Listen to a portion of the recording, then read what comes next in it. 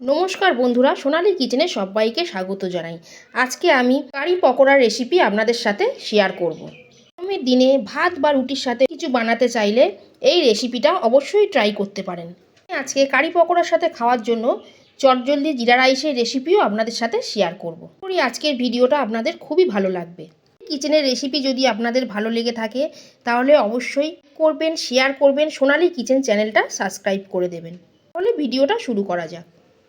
এখানে আমি half cup বেসন নিয়েছি। বেসনটা আমি মিক্সির জারের মধ্যে নিয়ে নেব। যেই কাপ মেপে আমি বেসন নিয়েছি সেই কাপ মেপেই আমি 2 কাপ টক দই মিক্সির জারের মধ্যে নিয়ে নেব। হাফ কাপ বেসনের জন্য 2 কাপ টক দই আমি এখানে ব্যবহার করব। যতটা বেসন নেবেন তার ডবল টক দই এখানে ব্যবহার করতে হবে। এরই সাথে এর মধ্যে দিয়ে দেব হাফ কাপ জল। এবারে মিক্সির জারের ঢাকনা লাগিয়ে এটাকে ভালো করে ফেটিয়ে নেব। বেসনের সাথে টক দই খুব ভালো করে ফেটিয়ে নিয়ে চলে এসেছি। দেখুন বন্ধুরা, কি সুন্দর মিহি ব্যাটার রেডি হয়েছে। কারি পাকোড়া তৈরির জন্য এরকম স্মুথ ব্যাটারই আমাদের দরকার। এইবার এটা কিছুক্ষণ আমি রেস্টে রেখে দেবো, ততক্ষণ পকোড়ার জন্য বেসনের ডোটা রেডি করে নেব। পকোড়া বানানোর জন্য আমি একটা পাত্রের মধ্যে বেসন নিয়েছি। এবারে আমি অল্প অল্প জল দিয়ে একটা ব্যাটার তৈরি করব। বেসন খুব ভালো করে ফেটিয়ে নিয়েছি। এবারে আমি এর মধ্যে কিছু উপকরণ মেশাবো। দেব পরিমাণ মতো নুন, হলুদ গুঁড়ো, লঙ্কা কুচি, জোয়ানটা আমি হাতের তালুতে একটু ঘষে নিয়েছি, 2 চিমটি খাবার সোডা, দেব কুচিয়ে নেওয়া কারি পাতা। এবারে বেসনের সাথে সব কিছু ভালো করে মিশিয়ে নেব। পকোড়ার জন্য বেসনের ব্যাটার আমাদের একদম রেডি।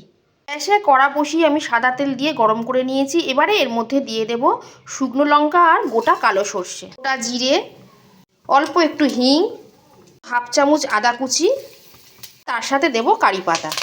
থেকে সুন্দর গন্ধ বেরিয়েছে। এবারে এর মধ্যে দিয়ে দেব হাফ চামচ হলুদ গুঁড়ো। এরই সাথে আমি মিক্সিতে যে দই আর বেসনের মিশ্রণটা রেডি করে রেখেছিলাম সেটা দিয়ে দেব। আরও 2 কাপ জল আমি এর মধ্যে দেব। এবারে আমি বেসন আর দইয়ের মিশ্রণটা অনবরত নাড়তে থাকবো। মিশ্রণটা আমি ততক্ষণ নাড়তে থাকবো যতক্ষণ না মিশ্রণটা ফুটতে শুরু করছে। কড়াই এই বেসন আর দইয়ের মিশ্রণ দিয়ে আপনারা যদি না নাড়তে থাকেন তাহলে দইটা কেটে যেতে পারে। মিডিয়াম ফ্লেমে দই আর বেসনের এই মিশ্রণটা অনবরত নাড়তে হবে। আর একটা কথা বন্ধুরা, এখানে কিন্তু ফ্রিজের ঠান্ডা টক দই একদমই ব্যবহার করবেন না। রান্না করার 1 ঘন্টা আগে ফ্রিজ থেকে টক দইটা বার করে নেবেন। নাড়তে নাড়তে বেসনের মিশ্রণটা এবার ফুটতে শুরু করেছে। এবার আমি গ্যাসের ফ্লেমটা একদম লো করে দেব। ফ্লেমে 15 থেকে 20 মিনিট এটা ফুটতে দেব। এতে বেসনের কাঁচা গন্ধটাও চলে যাবে।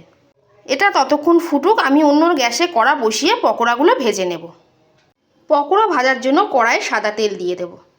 তেল খুব ভালো করে গরম হয়ে গেছে। এবার আমি পকোড়াগুলো দিয়ে দেব।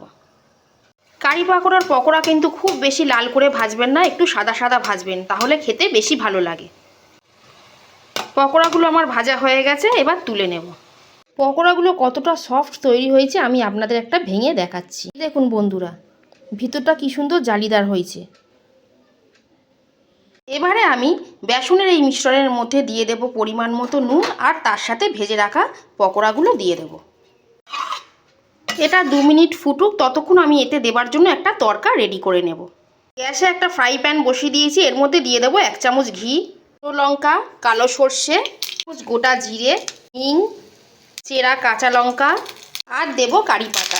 তড়কা আমাদের রেডি হয়ে গেছে। এবারে গ্যাস বন্ধ করে ওপর দিয়ে দেব 1 চামচ কাশ্মীরি লঙ্কার গুঁড়ো। এবারে তড়কাটা কারির ওপর দিয়ে দেব। ওপর দিয়ে দেব ধনেপাতা কুচি। এটা কিছুক্ষণ ঢাকা থাক, ততক্ষণ এটা দিয়ে সার্ভ করার জন্য জিরা রাইস বানিয়ে নেব। জিরা রাইস আজকে আমি কুকারেই বানাবো। কুকারে দিয়ে দেব 2 চামচ ঘি। ঘি ভালো করে গরম হয়ে গেছে। ফোড়নে দিয়ে দেব একটা দারচিনি, একটা বড় এলাচ পাতা আর তারই সাথে দিয়ে দেব হাফ চামচ গোটা জিরে। ফোড়ন থেকে সুন্দর গন্ধ বেরিয়েছে। এবার আমি ধুয়ে ভিজিয়ে রাখা চালটা এর মধ্যে দিয়ে দেব। চাল আমি আধ ঘন্টা আগে ধুয়ে জল ঝরিয়ে রেখেছিলাম। চালটা 2 মিনিট মতো নেড়ে নেব। এবারে আমি এর মধ্যে জল দিয়ে দেব। আমি যে বাটি মেপে চাল নিয়েছিলাম সেই বাটি মেপেই জল ব্যবহার করব। এখানে আমি 1 বাটি চাল নিয়েছি, সেই বাটি মেপে 2 বাটি জল ব্যবহার করব। দেবো পরিমাণ মতো লবণ। এবারে আমি প্রেসারের ঢাকনা লাগিয়ে মিডিয়াম ফ্লেমে একটা সিটি দেব।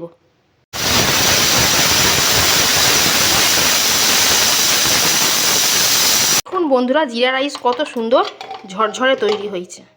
ভাত দিয়েও খেতে যেমনই ভালো লাগে, পরোটা দিয়ে খেতেও ঠিক সেই রকমই ভালো লাগে। আমার কিন্তু কারি পাকোড়া জিরা রাইস দিয়ে খেতে বেশি ভালো লাগে, তাই জিরা রাইস দিয়ে সার্ভ করে আজকে আপনাদের দেখালাম। পকোড়াগুলো কতটা সফট হয়েছে আমি একটা ভেঙে আপনাদের দেখাচ্ছি। দেখুন বন্ধুরা, কত সুন্দর সফট হয়েছে। আজকের মতো এই পর্যন্তই। সবাই খুব ভালো থাকবেন, সুস্থ থাকবেন। ধন্যবাদ।